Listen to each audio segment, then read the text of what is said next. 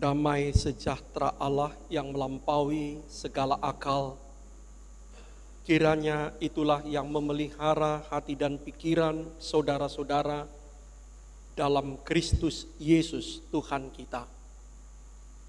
Amin. Jemaat Tuhan, khotbah untuk kita semua pada minggu yang baru ini diambil dari kitab Mazmur pasal ke-62. Ayat ke-6 sampai ke-13. Kami akan bacakan di tengah-tengah kita, marilah kita mengikut dalam hati kita masing-masing. Berdiam diri di hadapan Allah saja, hai jiwaku, sebab dari Dialah harapanku. Hanya Dialah gunung batuku dan keselamatanku. Kota bentengku, aku tidak akan goyah. Pada Allah terletak keselamatanku dan kemuliaanku, gunung batuku, kekuatanku, tempat perlindunganku pada Allah. Percayalah kepadanya setiap waktu, hai umat. Curahkanlah isi hatimu di hadapannya, Allah ialah tempat perlindungan kita. Hanya angin saja orang-orang yang hina, hanya dusta belaka orang-orang yang mulia. Apabila ditimbang mereka terjungkit ke atas, bersama-sama pun mereka lebih ringan daripada angin. Janganlah percaya kepada pemerasan, janganlah menaruh harapan yang sia-sia kepada perampasan. Apabila harta makin bertambah, janganlah hatimu melekat padanya. Satu hal Allah firmankan, dua hal aku dengar, bahwa kekuatan ada pada Allah, dan pada Engkau ya Tuhan ada kasih setia. Engkau membalas setiap orang menurut perbuatannya. Sampai demikian pembacaan kita.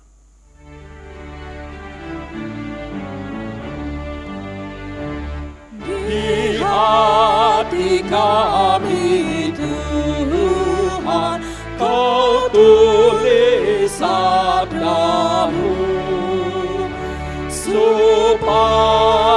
kami juga setia dan teguh. Kendati gunung goyah, binasa dunia, kekallah firman Allah selama-lamanya. Saudara-saudara, ini kali kedua kami beribadah melayani khotbah di gereja kita, di GKPA Penjernihan ini. Kali yang pertama saya ingat tanggal 19 September tahun 2021 saat masih COVID. Belum sebanyak ini yang hadir, masih suasana COVID. Waktu itu kami melayani di HKBP Tangerang Kota. Nah, inilah yang kedua. Saya pikir saya harus memperkenalkan diri lagi. Saya Pendeta Daniel Taruli Asih Harahap, asal kami dari Pargarutan, tapi kami sudah 7 generasi, 7 sundut di HKBP di Banjartoba, Sipiro. Jadi kalau ada Harahap yang miskin-miskin sekitar gereja HKBP Sipiro, kami lah itu. Tapi istri saya Marta Boru Siregar. Nah, kalau dia asalnya dari Muara, kami ketemu di tengah di Palembang. Saya sekarang melayani di kantor pusat HKBP, anggaplah semacam utusan Saroha Kristen Angkola di kantor pusat HKBP, di jajaran kepemimpinan HKBP. Saya pikir itu perkenalan kami. Saya berbahagia di tengah-tengah kaum, di tengah-tengah keluarga besar GKPA di penjernihan ini, Horasma di kita. Yang kita baca tadi adalah Mazmur 62, Mazmur Daud, yang mengekspresikan betapa Daud itu merasa sangat tenang dan tentram di dekat Allah. Jadi kalau kita baca dari ayat 1, nanti dia ulangi lagi di ayat 6, dia mengatakan jiwaku sangat tenang di dekat Allah. Sebab Allah itu gunung batuku, kekuatanku, kota bentengku, keselamatanku, kemuliaanku. Jemaat Tuhan, Ibu Bapak, apa yang bisa kita petik dari situ untuk hari ini? Ketika kita sudah berada di tahun 2024 yang baru ini. Ketika semua pesta sudah selesai, liburan Natal dan Tahun Baru sudah selesai, dan kita kembali ke tengah kenyataan hidup kita. Ada 3 hal. Pertama, agar kita sungguh-sungguh percaya kepada Allah, Bapa, Anak, dan Roh Kudus itu. Dan menjadikan Allah itu sebagai pelindung atau tempat perlindungan kita. Agar kita sungguh-sungguh percaya kepada Allah, Bapa, Anak, dan Roh Kudus itu. Dan menjadikannya sebagai pelindung atau tempat perlindungan kita di kenyataan hidup ini. Saudara-saudara, bicara tempat perlindungan. Pertama, kalau kita bicara mana tempat perlindungan, tentu yang pertama adalah rumah. Rumah melindungi kita dari hujan, dari panasnya terik matahari, dari angin. Juga dari orang jahat, kalau dahulu dari binatang buas. Di rumah kita merasa terlindung dan aman. Dan kita merasa nyaman saban kali kita masuk ke rumah kita. Nah, kalau kita masuk ke rumah kita, kita tidak merasa aman, tentu itu bukan rumah. Jadi kalau ada orang pulang ke rumahnya, tapi dia merasa gelisah, dia merasa tidak betah, dia merasa tidak tentram, tentu bukan. Dia merasa tidak terlindung, tentu itu bukan rumah. Sebab rumah itu adalah tempat di mana kita merasa aman dan terlindung. Namun, saya sudah 2 tahun di Tarutung, rumah itu rupanya bukan tempat yang aman ketika gempa datang. Jadi, Tarutung itu daerah gempa, tempat kami sekarang, sarangnya gempa. Saya selalu mengatakan, naga yang mitos Batak itu ada di bawah tempat tidur kita, dan sesekali dia meronta. Ketika gempa datang, justru kita harus keluar dari rumah. Sebab rumah itu bukan tempat yang aman ketika gempa datang. Artinya, rumah itu memang tempat perlindungan, tapi tidak mutlak.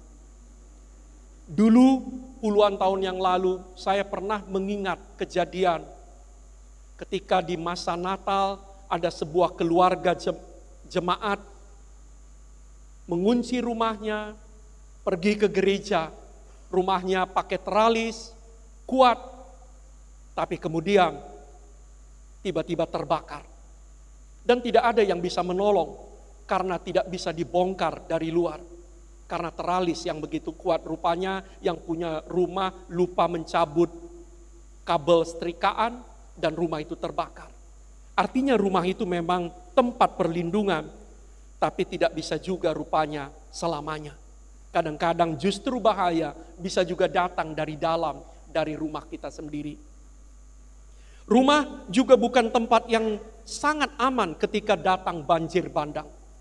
Jadi karena orang-orang Batak puluhan tahun abai membiarkan hutan, pohon-pohon ditebangi, sekarang hasilnya datang banjir bandang di banyak tempat. Dan ketika banjir bandang datang, rumah itu bukan tempat yang aman. Saudara-saudara, itu yang pertama. Apalagi ketika kita bicara tentang perlindungan, tentu orang tua, saudara. Ketika kita kecil, kita merasa sangat aman dan terlindung di dekat ayah, di dekat ibu, di dekat abang, kakak kita. Namun tidak selamanya juga. Ketika mereka makin tua, makin uzur, mereka tidak bisa lagi dijadikan perlindungan. Bahkan mereka lah yang minta perlindungan kepada kita.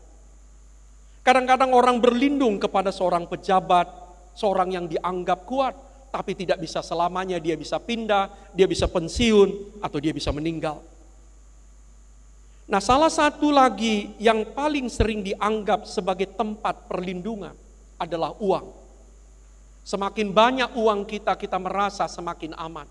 Apalagi di Jakarta ini, bagaimana kita bisa hidup tanpa uang. Tapi ketika ada uang banyak, kita merasa lebih aman, lebih safe hidup kita. Sebab itu kita mencari uang sebanyak-banyaknya, kalau perlu dengan mengorbankan banyak hal. Bahkan ada yang mencari uang dengan mengorbankan kesehatannya, atau bahkan mengorbankan keluarganya, dan kemudian menyesal. Tapi pengalaman COVID berapa tahun yang lalu menyadarkan kita kembali, rupanya uang itu juga bukan segala-galanya. Ketika COVID, uang kita itu hampir tidak berguna, karena kita tidak bisa kemana-mana, karena kita tidak bisa bergerak. Adapun banyak uang, ketika COVID datang, kita tidak bisa berbuat banyak. Nah, saudara-saudara, hari ini pemazmur Daud mengatakan pelindung satu-satunya, pelindung yang paling dapat diandalkan, pelindung yang tidak mengenal tenggang waktu, pelindung yang tidak punya batas. Itulah Allah, Tuhan, Bapa kita yang kita kenal dalam Kristus. Itulah yang dihayati oleh Daud, dan itulah yang diajaknya supaya saudara dan saya juga menghayatinya. Kita memang butuh banyak perlindungan dalam hidup ini. Kita butuh rumah, kita butuh mobil, kita butuh uang, kita butuh relasi, kita butuh akses, kita butuh orang-orang kuat. Tapi kita sadar bahwa pada akhirnya pelindung utama, pelindung satu-satunya kita adalah Tuhan, Bapa yang kita kenal dalam Kristus itu. Saudara-saudara, mengapa kita harus sungguh-sungguh percaya dan menjadikan Dia sebagai pelindung? Nanti kalau kita baca ayat yang ke-13, Daud itu memberikan alasannya. Kenapa harus Allah menjadi pelindung satu-satunya kita? Pertama, karena Dia Maha Kuasa. Dia abadi. Allah itu Maha Kuasa, kekuatannya tidak terbatas. Kekuatan kita, kekuatan yang kita anggap sebagai tempat-tempat perlindungan kita sangat terbatas.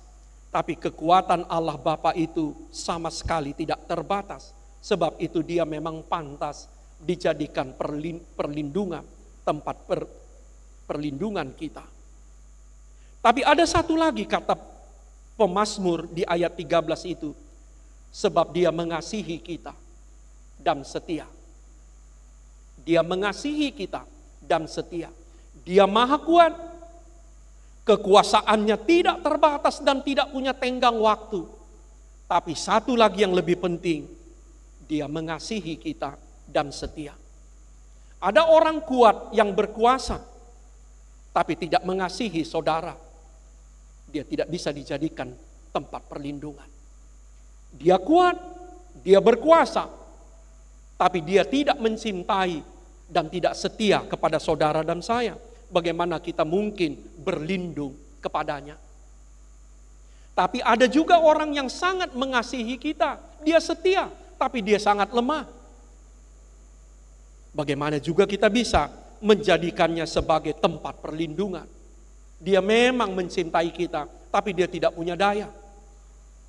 Karena itu, mari kita menjadikan Allah, Bapa, Anak, Roh Kudus itu sebagai tempat perlindungan kita.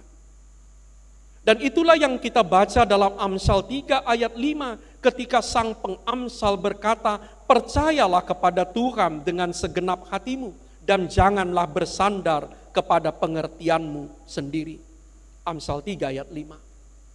Percayalah kepada Allah, percayakanlah seluruh hidupmu, masa depanmu, usahamu, rumah tanggamu, anakmu, jiwamu kepada Tuhan Allah dengan segenap hatimu dan jangan bersandar kepada pengertianmu sendiri. Saudara-saudara, sangat sederhana.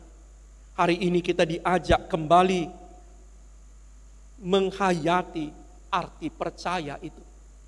Percaya artinya tidak lain dan tidak bukan adalah mempercayakan, menjaminkan, menyerahkan.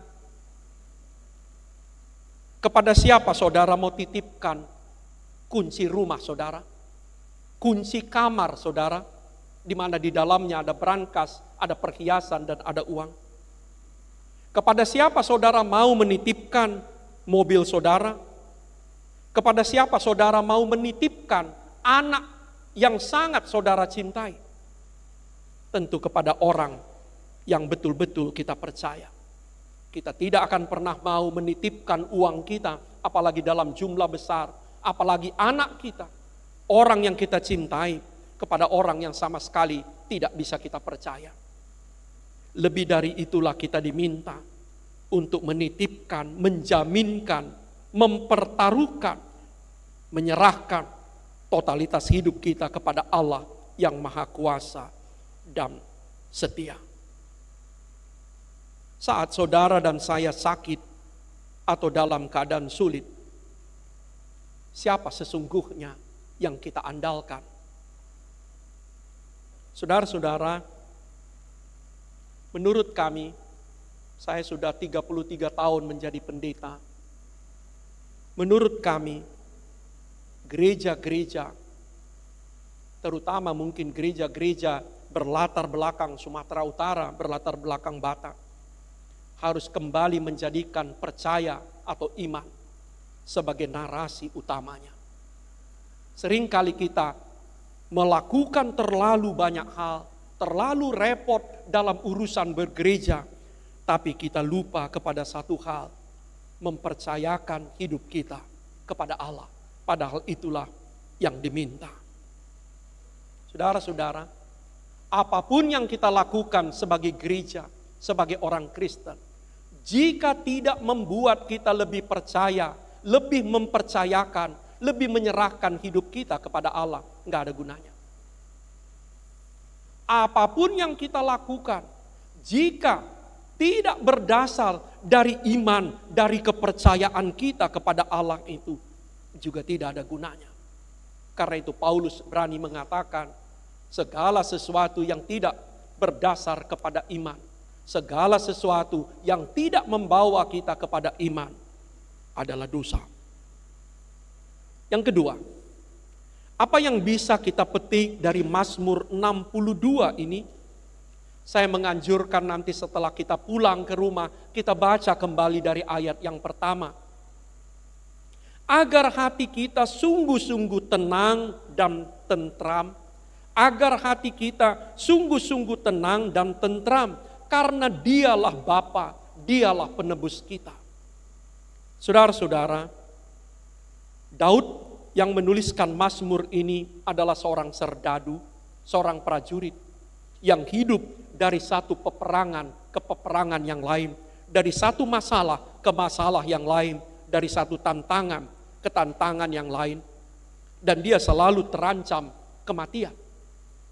Namun dia bisa mengatakan, jiwaku tentram, jiwaku tenang di dekat Allah. Mazmur ini ketika kita menghayati dituliskan oleh seorang yang sangat dekat dengan kematian karena profesinya sebagai seorang prajurit, menyadarkan kita ketenangan dan ketentraman batin bukanlah ketiadaan masalah. Saudara dan saya merasa tenang dan tentram bukan karena masalah tidak ada.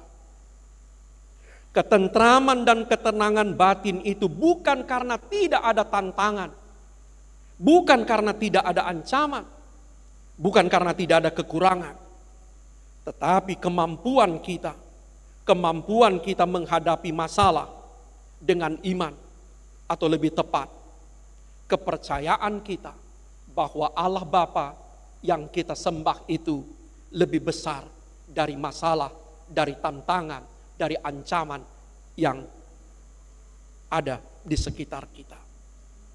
Orang yang menganggap masalah pribadinya lebih besar dari Allah tidak mungkin tenang dalam hidupnya. Orang yang menganggap musuhnya atau lawannya lebih kuat dari Allah tidak mungkin akan tenang jiwanya. Orang yang menganggap bahwa persoalan pribadinya tidak bisa terselesaikan, termasuk oleh Allah, pasti tidak bisa hidup dalam tenang. Tapi sebaliknya, ketika saudara dan saya sadar saya lemah, tapi Allah itu ada, Allah kuat dan hidup, jiwa kita bisa tenang dan tentram. Karena itu nanti Paulus mengatakan dalam Roma 8 ayat 31, jika Allah di pihak kita, siapa yang dapat melawan kita? Jika Allah telah menyerahkan anaknya Yesus mati demi kita, demi saudara dan saya, apalagi yang tidak akan diserahkannya kepada kita? Jika Allah rela anaknya mati demi saudara dan saya, apalagi yang tidak mungkin diberikannya kepada kita? Jika rohnya saja sudah diberikannya kepada kita, apalagi berkat yang akan disembunyikan dan ditahannya? Anaknya sudah diberikannya, rohnya sudah diberikannya. Karena itu, apa alasan saudara dan saya merasa gelisah? Apa alasan saudara dan saya merasa hidup kita belum tenang dan selalu kacau? Saudara-saudara, orang yang betul-betul dekat dengan Allah pasti akan tenang jiwanya. Tapi itu boleh kita balik. Orang yang tidak tentram hidupnya, orang yang tidak tentram jiwanya, apapun dia bilang, pasti dia jauh dari Allah. Sekali lagi, orang yang tenang dan tentram jiwanya, walaupun banyak masalah mengitarinya, walaupun hidupnya belum sempurna, walaupun banyak cita-citanya belum terkabul, dia pasti dekat dengan Allah. Tapi sebaliknya, orang yang tidak tentram jiwanya, mau apapun dia bilang, dia pasti jauh dari Allah. Karena itulah Mazmur 62 ayat 1 tadi diulang lagi nanti di ayat mengatakan, percayalah kepadanya setiap waktu, curahkanlah isi hatimu kepadanya. Ayat 9, curahkanlah isi hatimu kepadanya. Sang pemazmur menganggap isi hati kita itu seperti air, tumpahkanlah katanya. Tumpahkanlah kepada Allah. Curahkan semuanya kepada Allah. Sebab hanya dengan demikian kita bisa tenang dan tentram. Saudara-saudara, Mazmur hari ini mengingatkan kita, jangan mau hati, pikiran dan jiwa kita dikacaukan oleh dunia ini. Jangan mau hati, pikiran dan jiwa kita dikacaukan oleh orang lain. Dan jangan mau juga hati, pikiran dan jiwa kita dikacaukan oleh diri kita sendiri. Bagaimana caranya?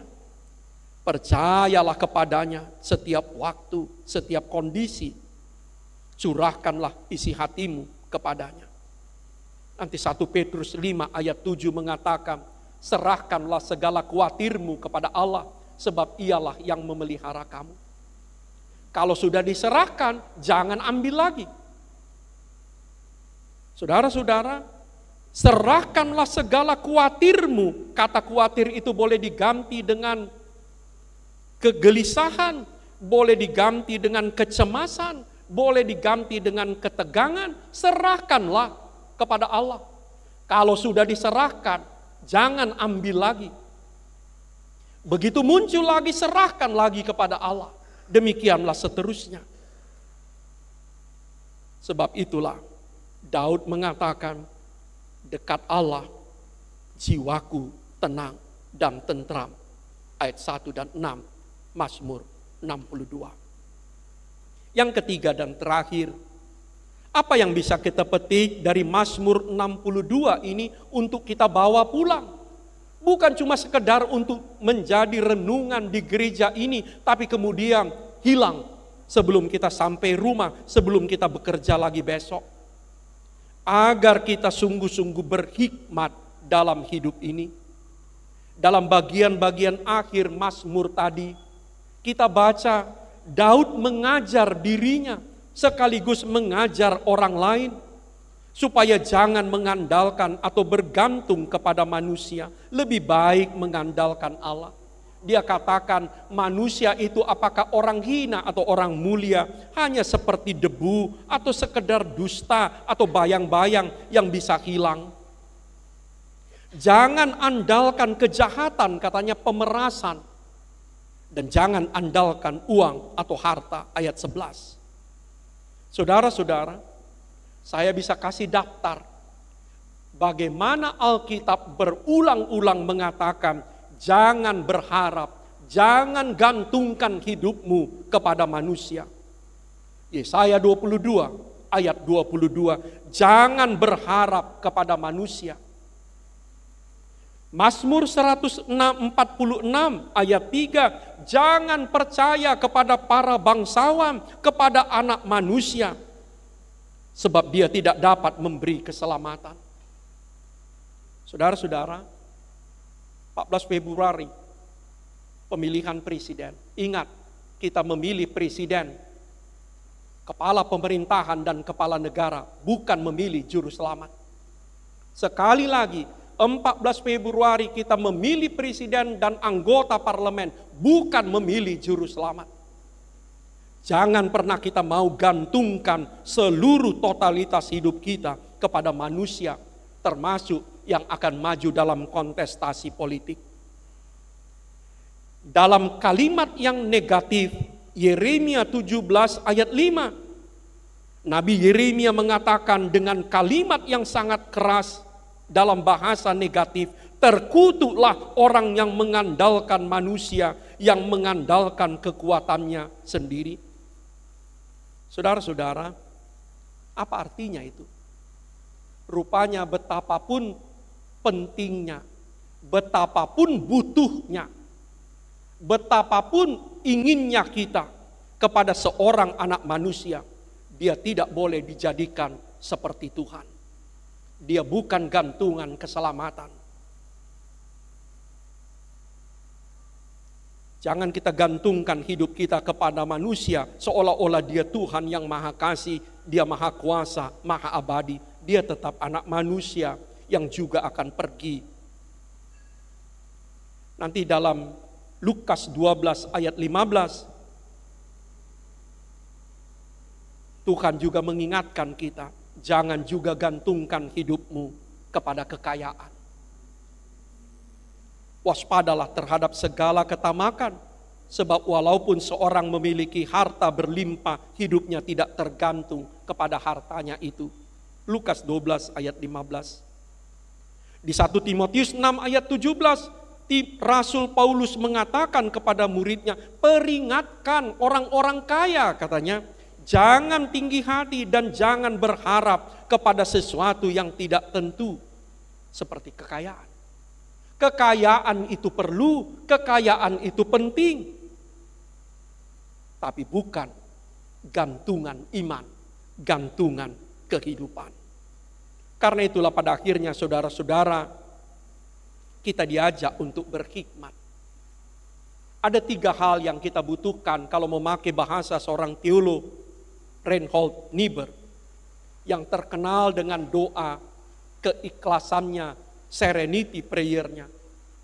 Ya Allah, berikanlah aku keberanian mengubah apa yang bisa kuubah. Berilah aku keikhlasan untuk menerima apa yang tidak bisa kuubah. Tapi berikan aku hikmat, berikan aku kebijaksanaan membedakan keduanya, mana yang harus kuubah dengan berani dan mana yang harus kuterima dengan ikhlas. Banyak orang ingin mengubah apa yang tak bisa diubahnya. Banyak orang ikhlas, pasrah, padahal masih bisa diubah hidupnya. Dan banyak orang tidak berhikmat, tidak tahu membedakan mana yang bisa diubah dan mana yang harus diterima dengan ikhlas. Dan terakhir sekali, Mari kita ingat Roma 8 ayat 28. Tuhan dapat membuat semuanya menjadi kebaikan bagi kita. Tuhan dapat membuat semuanya menjadi kebaikan bagi saudara dan saya. Kita tidak suka sakit dan jangan mau sakit. Mari kita bangun hidup kita, pola hidup kita supaya kita tidak perlu sakit. Tapi seandainya satu ketika, bukan karena kemauan, bukan karena kesalahan, kita jatuh sakit, Tuhan bisa membuat kesakitan itu menjadi kebaikan bagi kita. Kita semua tidak mau hidup miskin. Dan gak usah miskin. Berusahalah, berhematlah, menabunglah, hiduplah dengan cerdas. Supaya hidup kita sejahtera. Tapi seandainya satu ketika kita kekurangan, Tuhan bisa membuat kekurangan itu menjadi kebaikan bagi kita. Karena itu, apapun yang terjadi di dunia ini, bagi orang-orang beriman, dapat menjadi berkat. Apapun yang terjadi di tahun 2024 ini, bagi kita yang percaya kepada Allah, itu bisa menjadi berkat. Amin. Mari kita bernyanyi.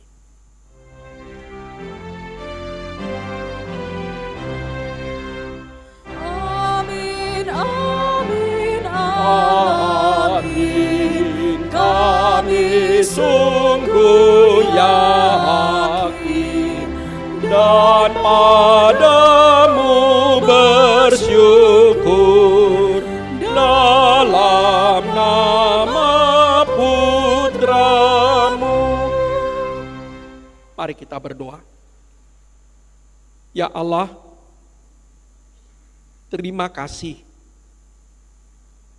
Kau berikan kami kesempatan berhimpun di gerejamu, di penjernihan ini, supaya kami dapat menyatukan hati kami menyanyikan pujian bagi nama Tuhan, supaya kami dapat menyatukan hati kami berdoa, memohonkan berkat, perlindungan, penyertaan, dan kekuatan dari Tuhan, supaya kami dapat bersama-sama mengaku dosa kami dan menerima janji pengampunan, supaya kami dapat mendengar firman penuntun kehidupan, supaya kami bersama-sama menyaksikan iman kepercayaan kami, supaya kami dapat mengantarkan persembahan buah iman, buah kehidupan kami, supaya kami dapat bersama-sama mendengarkan sabda Tuhan dan menerima berkat-Mu. Ya Allah, berkatilah persekutuan kami dengan Engkau di hari Minggu yang baru ini. Biarlah kami pulang membawa damai Tuhan, membawa sukacita yang baru, membawa semangat, membawa iman, kasih, dan pengharapan yang baru meneruskan kehidupan kami. Firman-Mu menyapa kami, supaya kami sungguh-sungguh percaya kepada Allah dan menjadikannya sebagai pelindung kami. Ya Allah, karuniakanlah kepada kami iman yang berasal daripada-Mu itu. Iman sebesar biji sesawi, iman yang berasal dari sorga itu.